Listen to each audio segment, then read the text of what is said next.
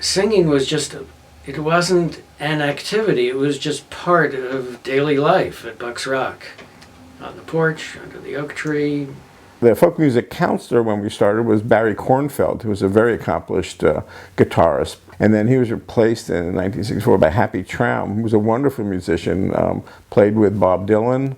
Happy had a group that actually recorded the first version of Blowin' in the Wind, even before Peter, Paul, and Mary did. From Happy, I not only learned about music though, but he had been part of the Ban the Bomb movement and had been arrested for refusing to take cover during one of those ridiculous drills. Also, the Bullovas would occasionally bring speakers to do like a one-week residence. And in 1965, which was right between graduating high school and going to college, I met David McReynolds of the War Resisters League, which was the leading pacifist organization.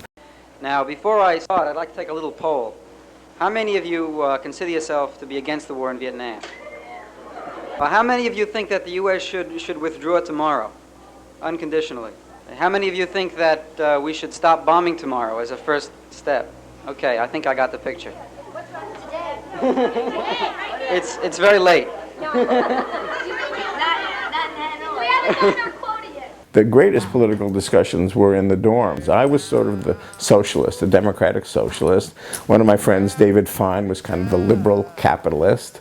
Another guy who was a really fine guitar player, Andy Polon, was sort of the Marxist perspective, maybe to my left.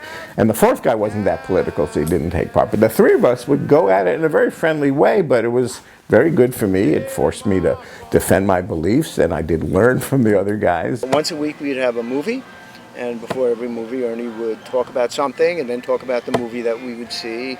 And we would see Bergman films and Marx Brothers films. I remember watching To Sir with Love, I think they showed. They showed Nicholas and Alexandra. Citizen Kane. This really meaty. Ernst didn't believe in fluff. They were never musicals. You know, when you're 13 and you're seeing The Seventh Seal, you're going, oh God. But you remember it. You can always say, gee, I saw that when I was 13, 14, 15 years old. Maybe some part of it does stick in your head, and there's a reason for whatever it is that you saw.